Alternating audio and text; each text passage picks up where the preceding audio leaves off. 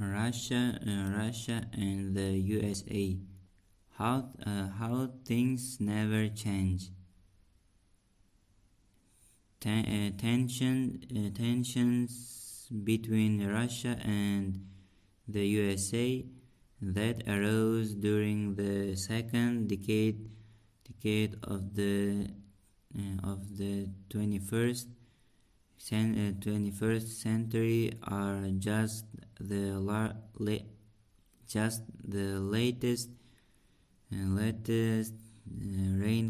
reincarnation of the long-running superpower rivalry. In August 2019, the United States withdrew from the Intermediate Range Nuclear Forces Treaty with Russia. Both sides are developing new missiles, and the countries have been sparing the future of the once Soviet Ukraine. When looking back, it is clear that one of the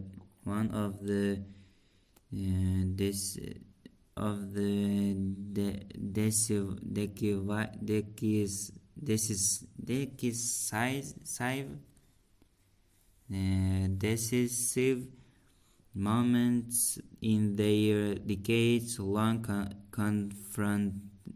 confrontation took place on Friday, October 4, 1957, when the Soviet Union launched Sputnik 1, the first artificial satellite. Technically, it was a modest affair, a spare 58 centimeters in diameter, weighing almost 84 kilograms, and sprouting four rod-like aerials. Although its three silver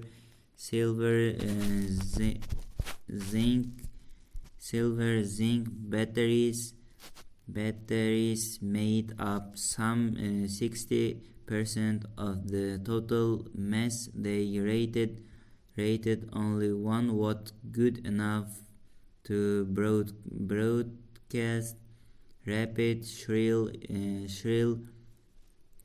beeps at 20.007 and 40.002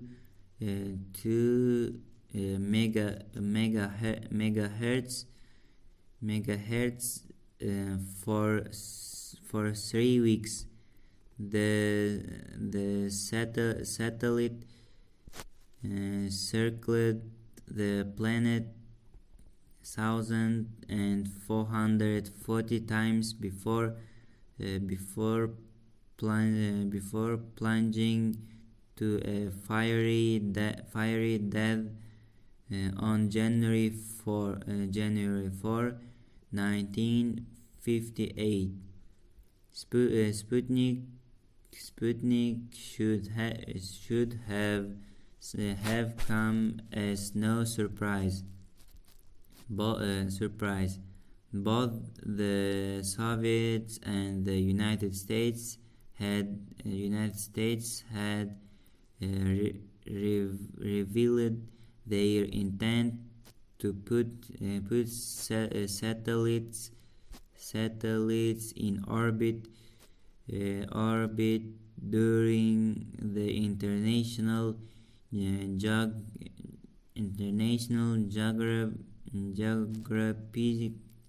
geographical year 1957-58, and the Soviets had even published some technical details before the launch, but that was not how the public perceived the little beeping spire in late 1957. The Western world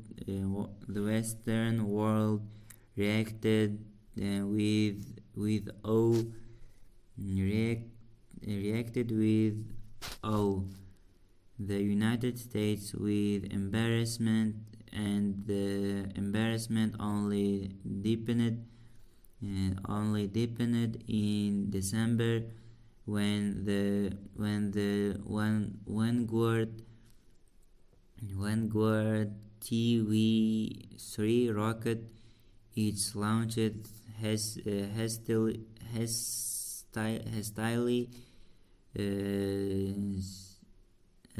scheduled to counter the Sputnik effect, blew up on the launching pad at Cape Canaveral just 2 seconds after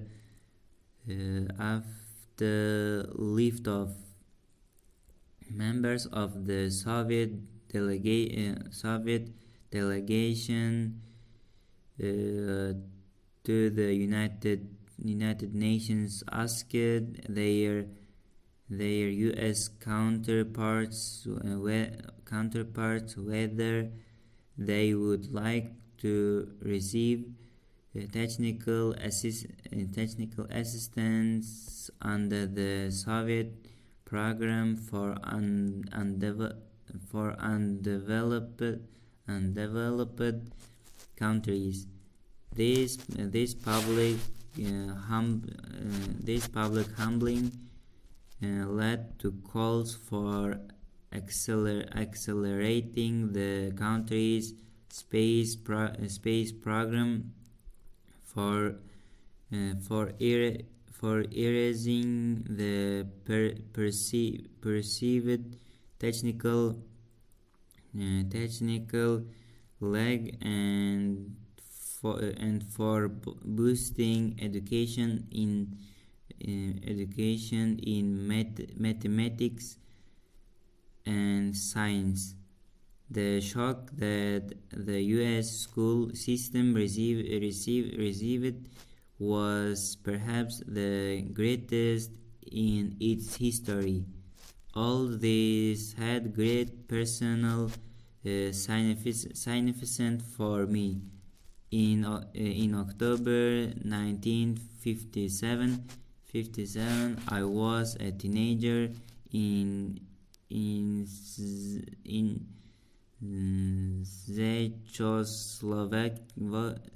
Czechoslovakia, and every day when I walked to school, I looked into West Germany, inaccessible, behind barbed wire and minefields. It might as well have been a different planet. Soviet Premier Nikita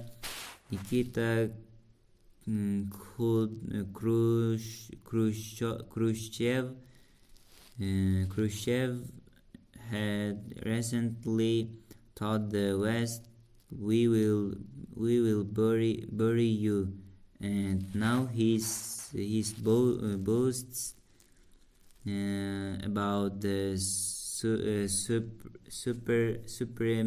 supremacy of communist science and engineering were findings suffered in the United States near panicky reactions. This latest demonstration of Soviet power led many of us to fear that it would not come to an end in time for our generation. But it turned out that there had never been a real scientific or engineering gap. The United States soon gained decisive primacy in launching satellites for communication, weather forecasting and espionage. Less than a dozen years after the surprise of Sputnik, Neil Armstrong and Buzz Aldrin stood on the moon, a place no Soviet cosmonaut would ever reach. And 11 years after Sputnik, the Soviet Empire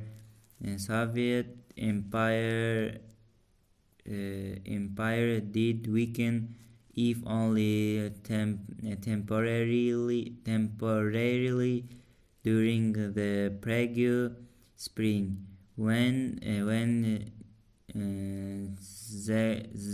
Czechoslovakia tried to adopt a freer form of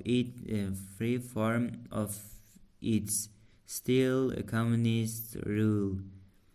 As a result, even Czechs who were not members of the Communist Party could get passports to travel to the West.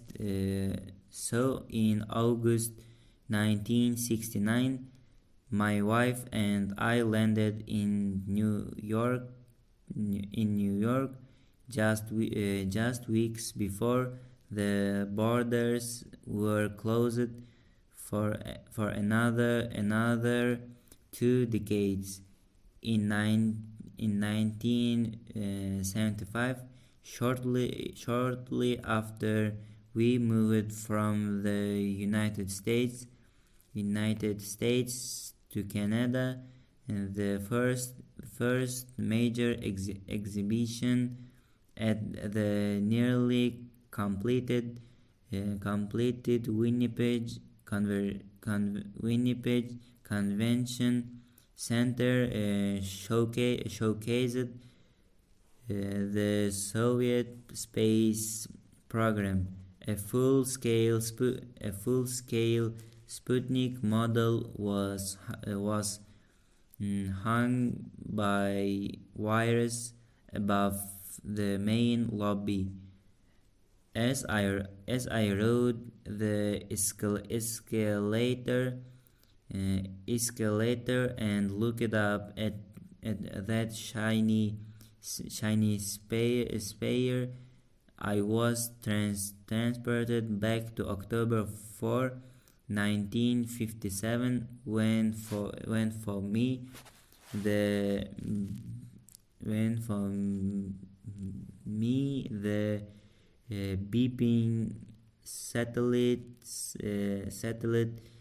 signaled not the glories of engineering and science, but the fear that Soviet power would go on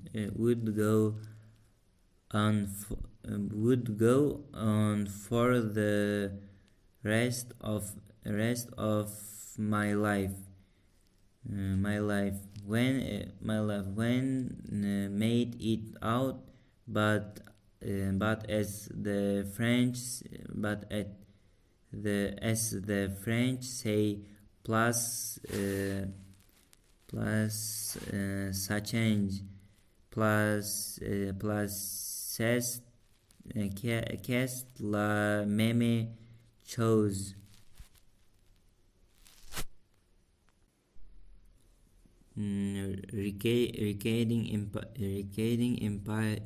Receding empires, nothing new under the sun.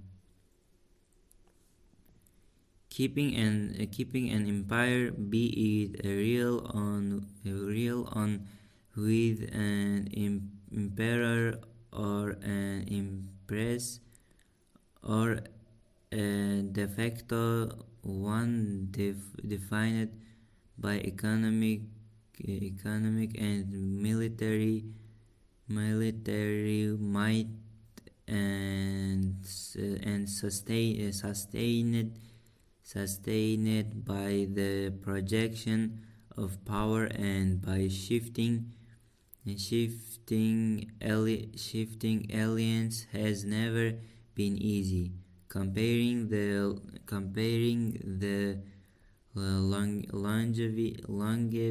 longevity of empires is difficult due to their different degrees of centralization and actual exercise of effective territorial, political, and economic control. But one defining stands out despite the increasing military, technical, and economic capabilities of major nations. Keeping large empire for extended period of time has become more difficult.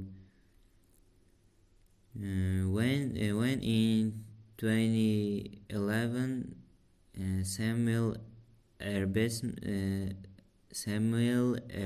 Arbesman, at that time at the Institute for Quantitative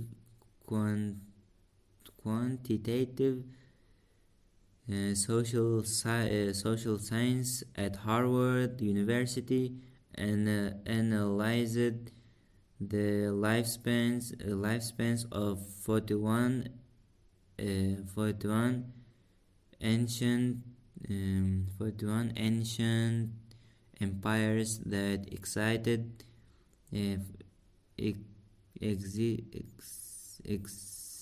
existed between 3000 BCE and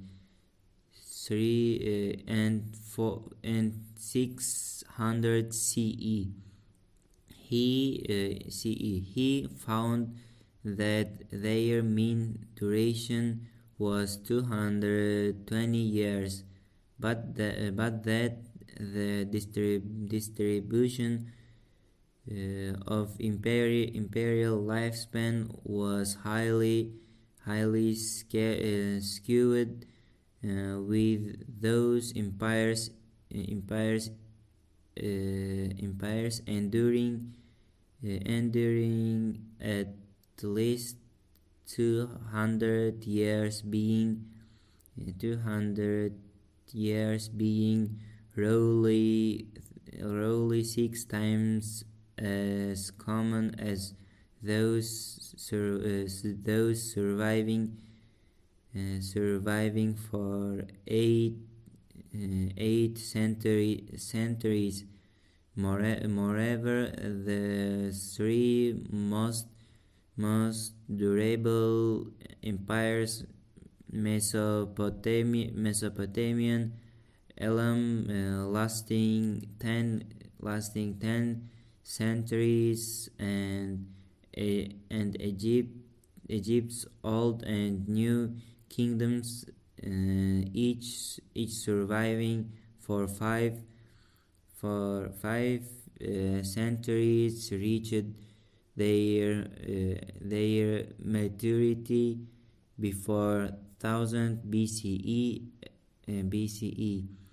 Elam about 1600 BCE, the Egyptian kingdom 2800 and 2800 and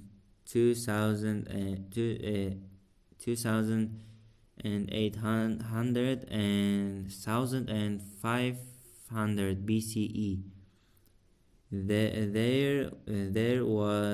There has been no shortage of empire post 600 CE, but a closer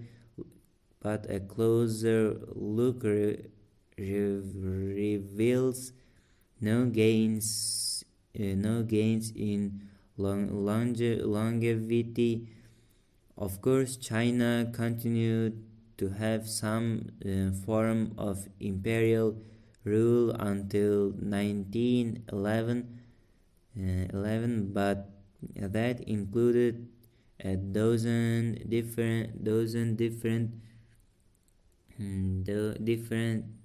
dynasties, including those set up by foreign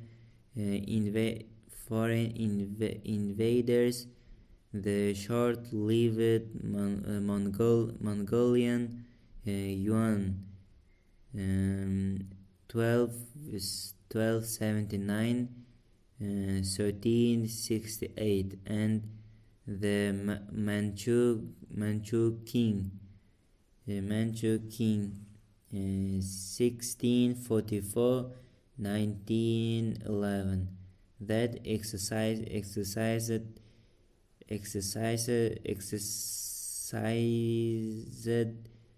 various degrees of control our shrinking and expanding territories, often with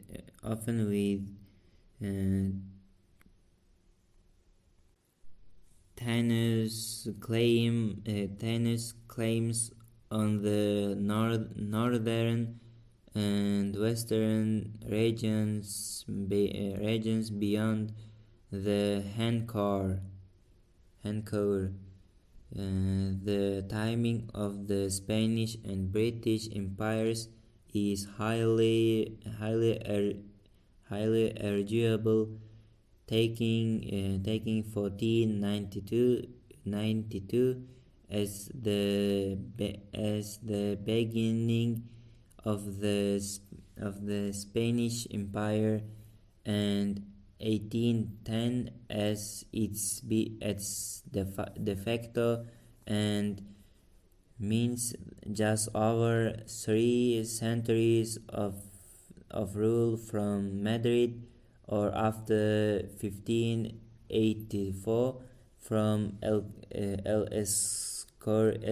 Escorial.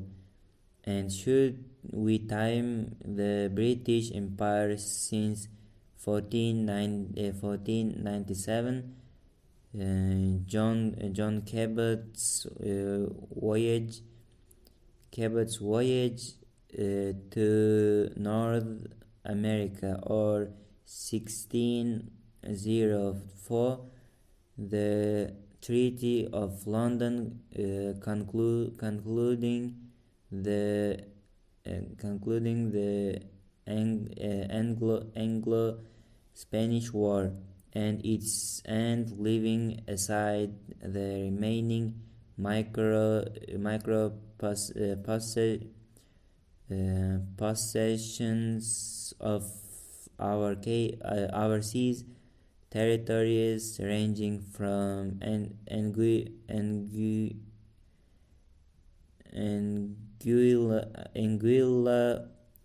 to Turks and Caicos,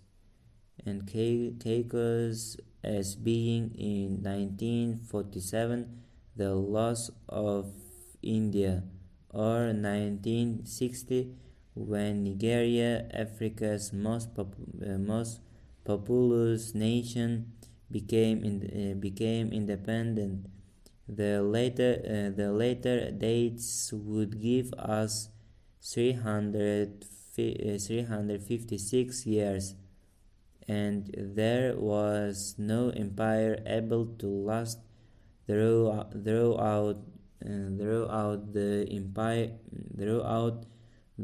entire 20th century.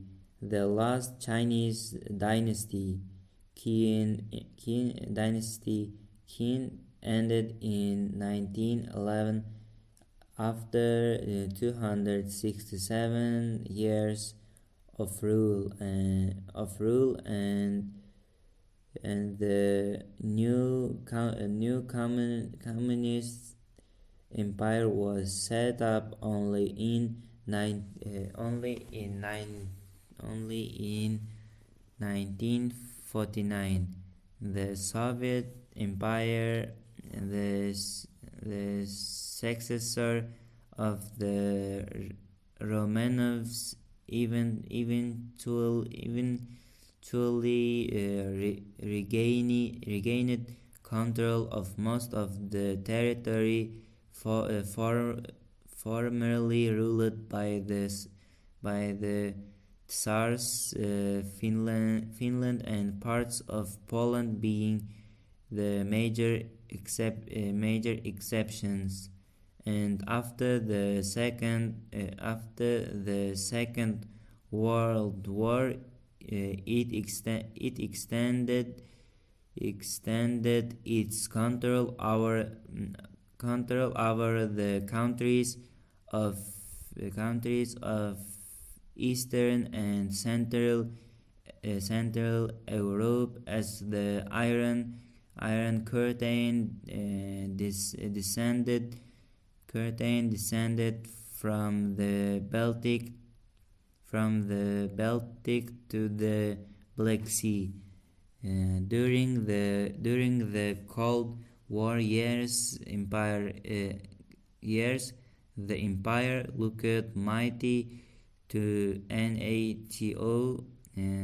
NATO planners and Washington policymakers, but from the inside I lived under it until my 26th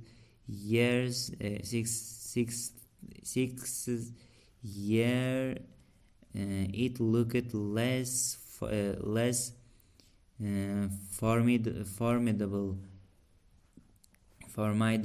Even so, it was a surprise that eventually it dissolved so easily. It lasted from the first week of November 1917 to the last week of December 1991.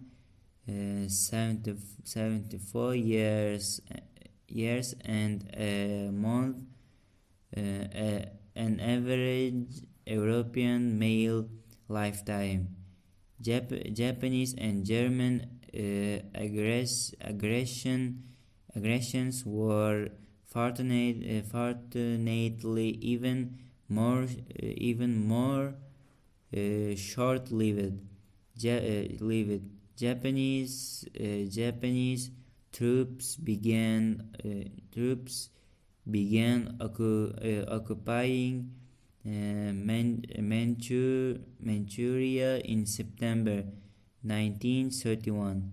Starting in 1937, the army took over several provinces in eastern China. Starting in 1940, it took over Vietnam, Cambodia, Thailand, Burma, and all but a small part of what is today's Indonesia. And in June 1942, it occupied Etu, the westernmost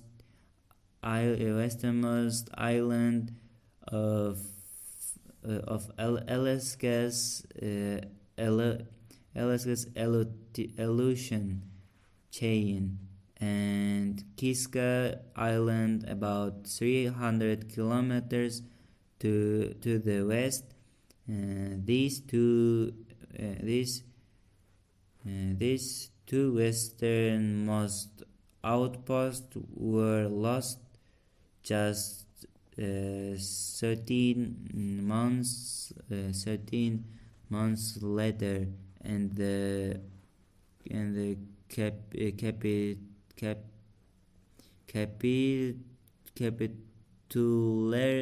capitulation of Japan was signed on September 2, 1945. The imperial expansion thus lasted almost exactly 14 years. Meanwhile, Germany's third reach, which was meant to last for 1,000 years, was gone 12 years and 3 months after Adolf Hitler became Reichskanzler on January 30, 1933.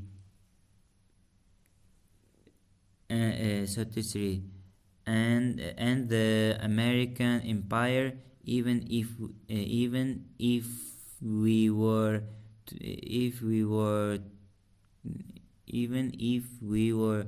to believe in its actual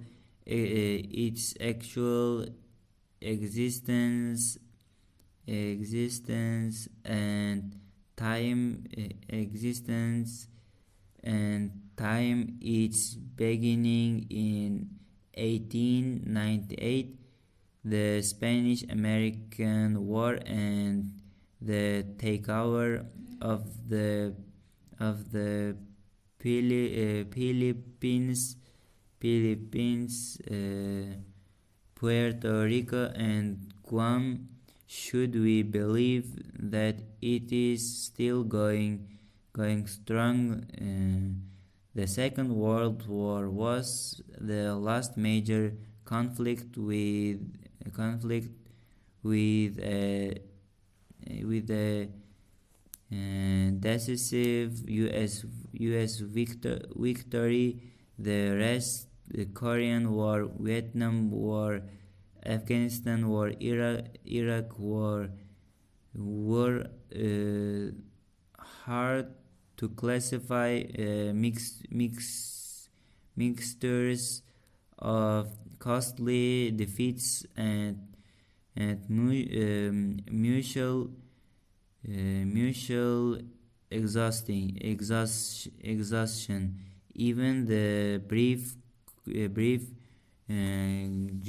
Gulf War, Gulf War of 1990-91 was no obvious win, as it led directly 12 years later to the invasion and the stalemate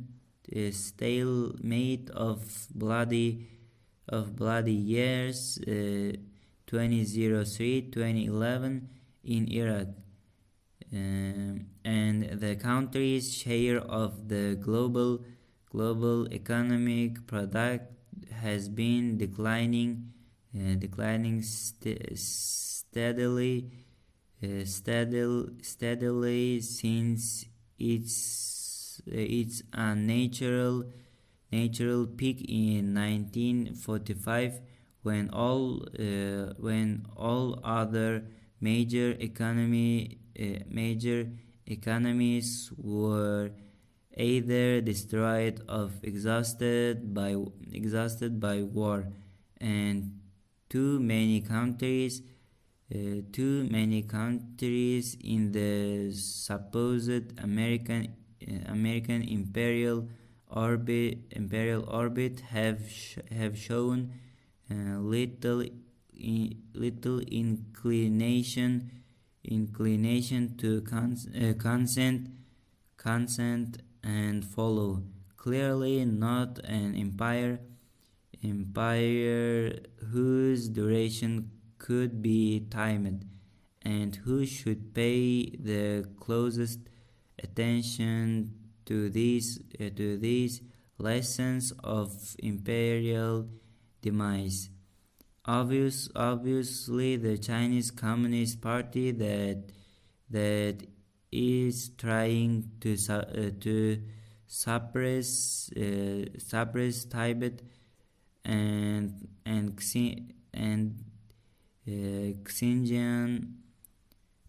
Xinjiang, whose policies have not earned it any genuine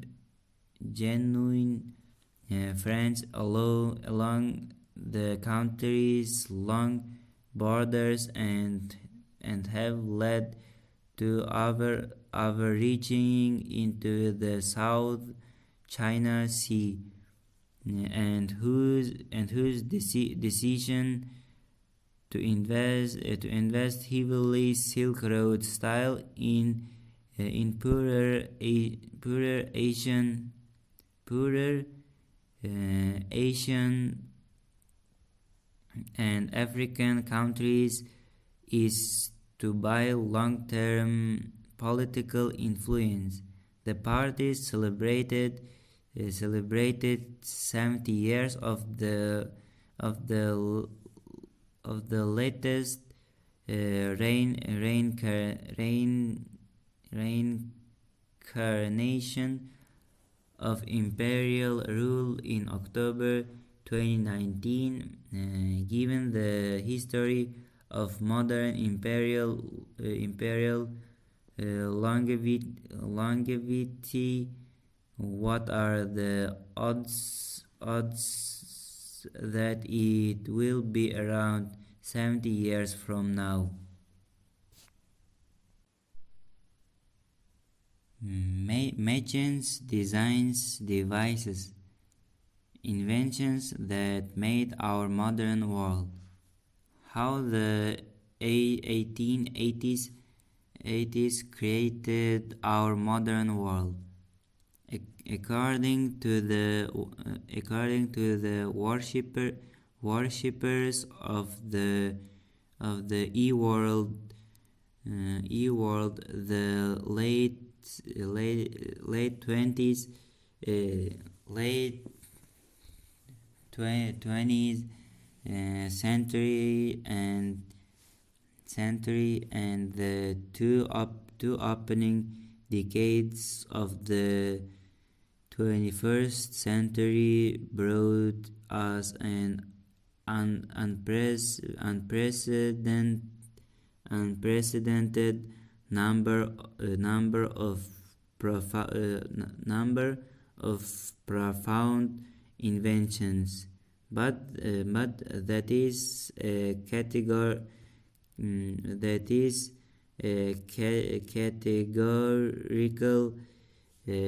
misunderstanding as most recent advances have been variations on two older fundamental discoveries. Microprocessors, C inventing integrated circuits, this page, and explosion ratio waves part of the electromagnetic spectrum, more powerful and more specialized microchips are now running everything from industrial robots and the autopilots of jetliners to kitchen range and digital cameras, and the most popular global brand for mobile communications has been using ultra high frequency radio waves. In fact, perhaps the most inventive time in human history was the 1880s. Have any two sets of primary inventions and epochal discoveries shaped the modern world more than electricity and internal combustion engines. Electricity alone, without microchips, is enough to make a sophisticated and affluent world we had one in the 1960s. Yet a microchip governed e-world is utterly dependent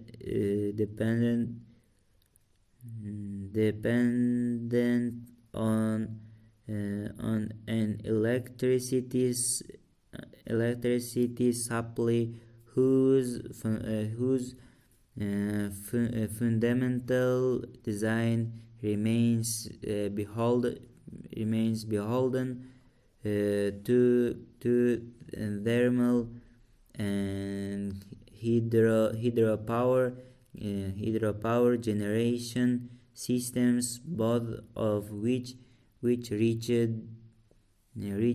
the commercial market in 1882 and still provide more than 80% of the world's electricity, and we aspire to make it available at least 99% 99.9999% of the time, so that it can serve as the cornerstone of everything electronic. Add to that the feats of bands Maybach and Daimler, whose success with gasoline fueled engines inspired Rudolf Diesel to come up with a more efficient alternative. Just a decade later, see why you shouldn't write Diesel of just yet this page.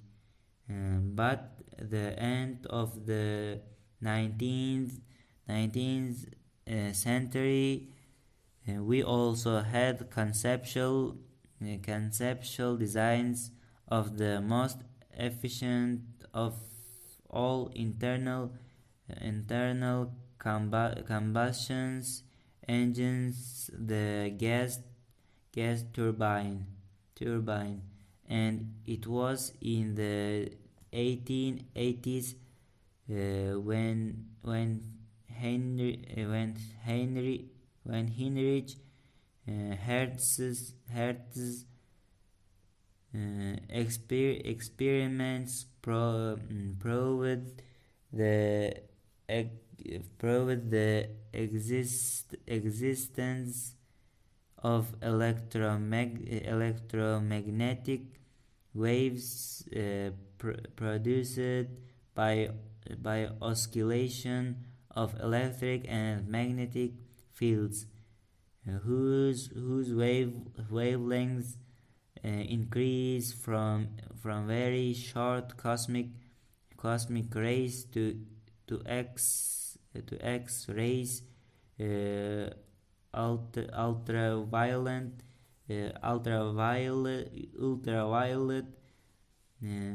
visible and infrared radiation, and to microwaves and radio waves. Their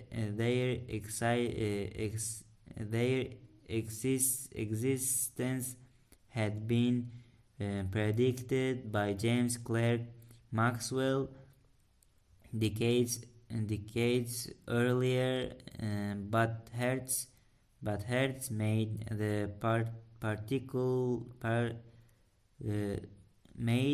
the practical opening onto our wireless world. But the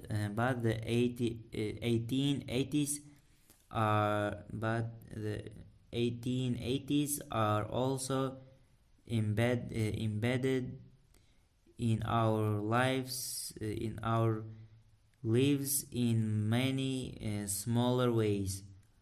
A decade ago, in creating the 20th century, I tracked several daily American experiences through mundane artifacts and actions that stem from that miraculous decade. A woman wakes up today in an American city and makes a cup of Maxwell House coffee launched in 1886.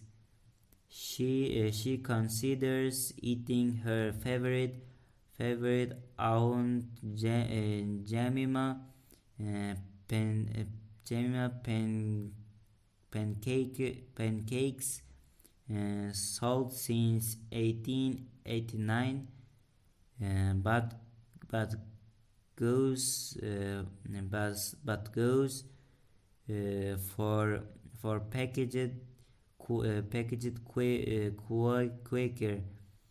Quaker oats available since 1884. She touches up her blows with an electric iron, uh, patented in 1882. Apple's applies antiperspirant available since 1888, but cannot pack her lunch because she has run out of brown paper bags. The process to make strong craft paper was commercialized in the 1880s. She commutes on the light rail system, and descended directly from the electric streetcars that began serving U.S. cities in the 1880s. Is nearly run over by a bicycle, the modern version of which, with equal-sized wheels and a chain drive, was another creation of the 1880s. C engines are older than bicycles. Then goes through a revolving door.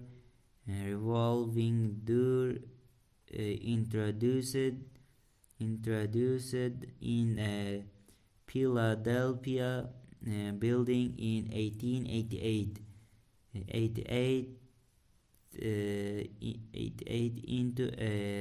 into a multi-story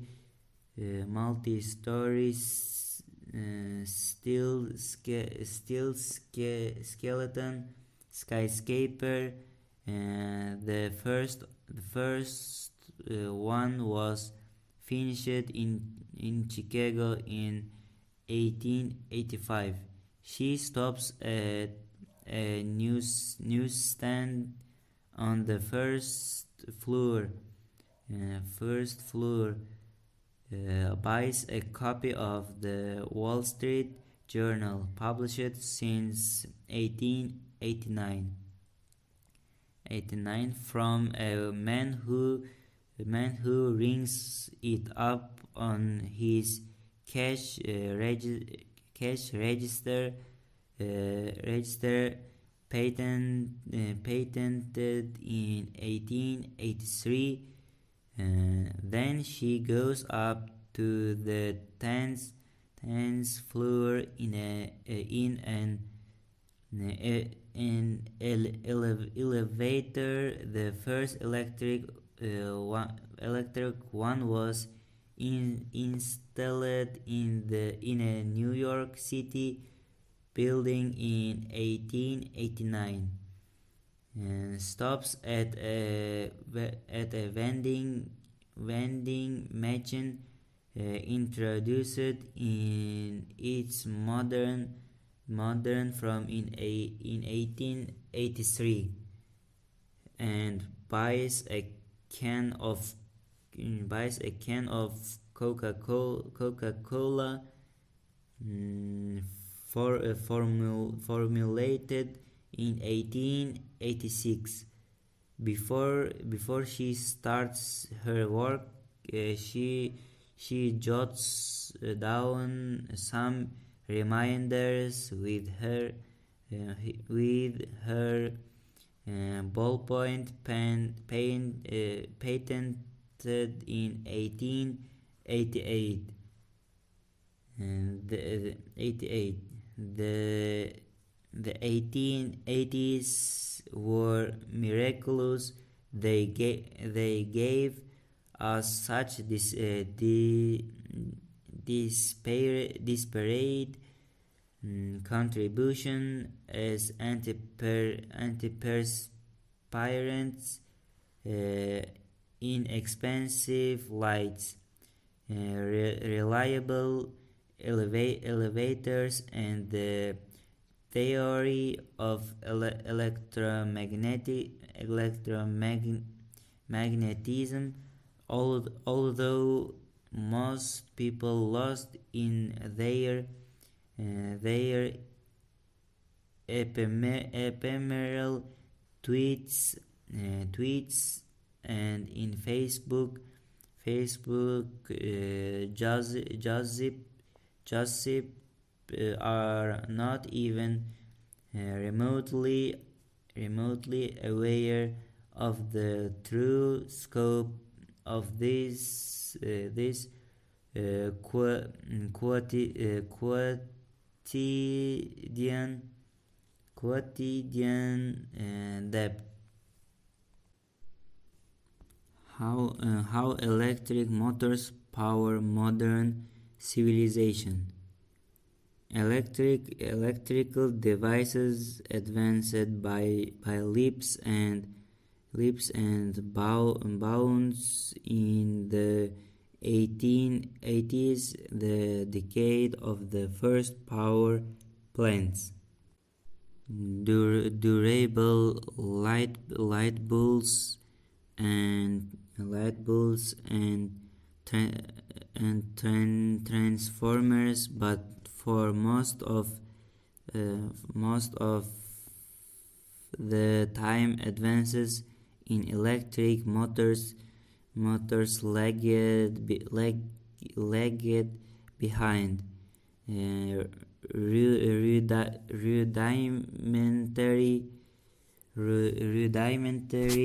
direct current DC motors date back to the 1830s, when Thomas Davenport of Vermont patented the first American motor and used it to run a printing press, and Moritz von Jacobi of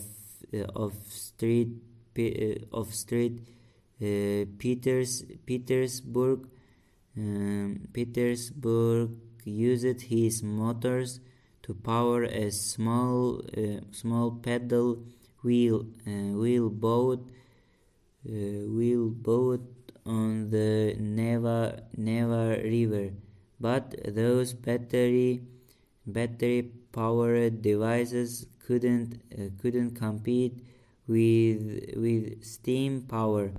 More than a quarter century passed before Thomas Edison finally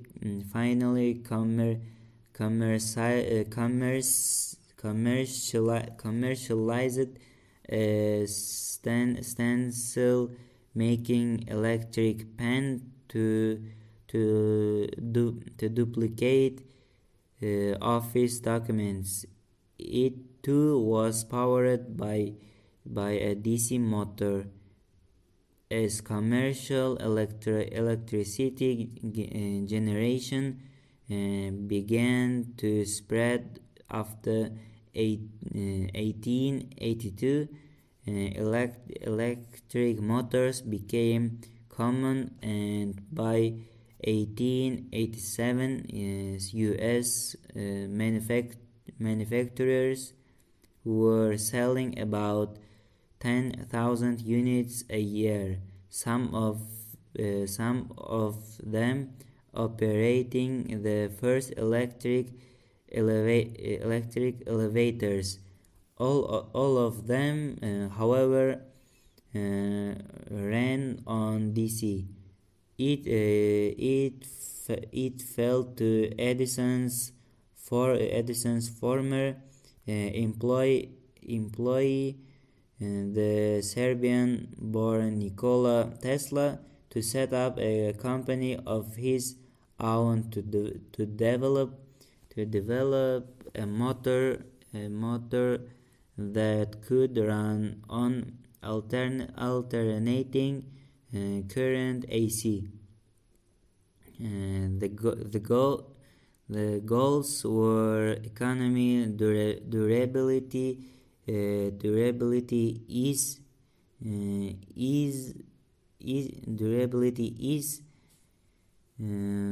of operation, and safety. But Tesla was not the first to go public.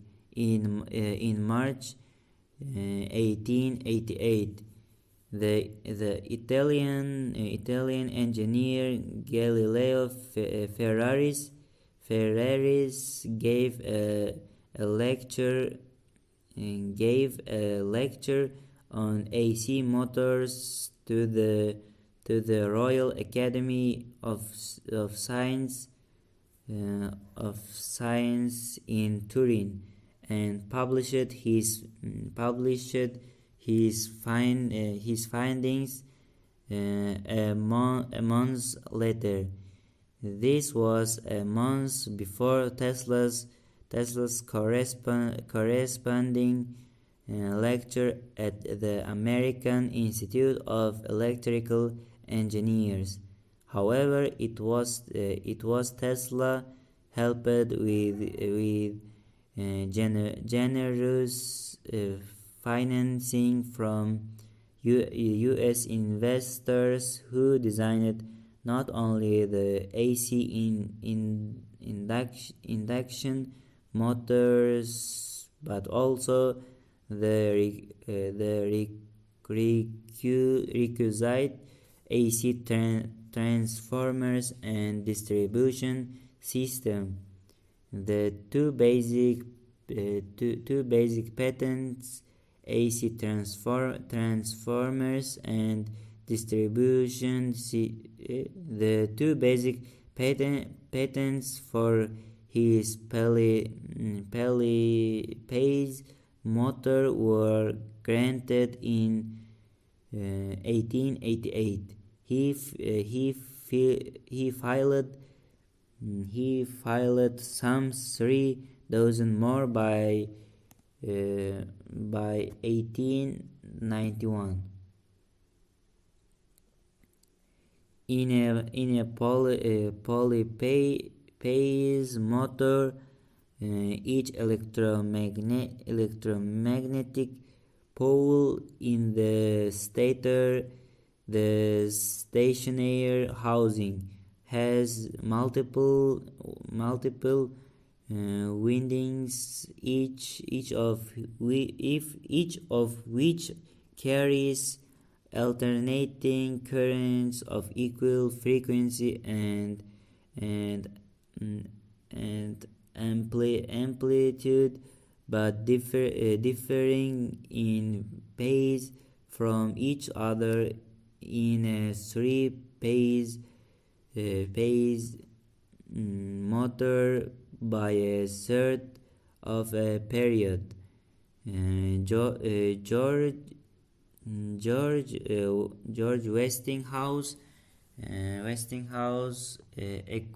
acquired Tesla's AC patents in July 1888. A year later, Westinghouse Westinghouse Co. began selling the world's first small electrical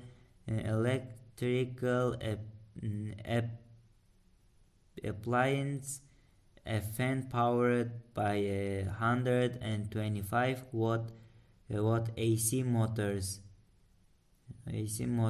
Tesla's first patent was for a two-phase motor. Modern households now rely on many small single-phase AC electric motors, and the larger, more efficient three-phase matching are common in industrial applications. Mikhail Osipovich Dobrovolsky, a Russian engineer working as the chief electrician for Germany's AEG, built the first three-phase induction motor in 1889. Today, some billion small non-industrial motors are sold every year, including about 2 billion tiny as small as 4 millimeters in diameter. DC devices used for cell phone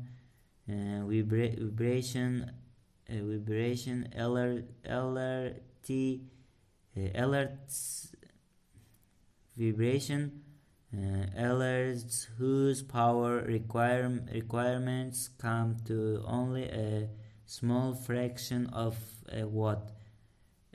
At the other end of the spectrum are 6.5 to 12.2 megawatt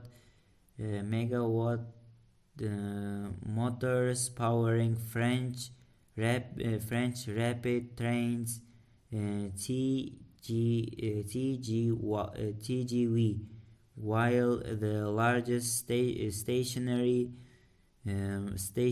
motors in the use for power compressors, fans, and conveyors have capacities exceeding 60 megawatts. This combination of ubiquity and power range makes it clear that electric motors are truly indispensable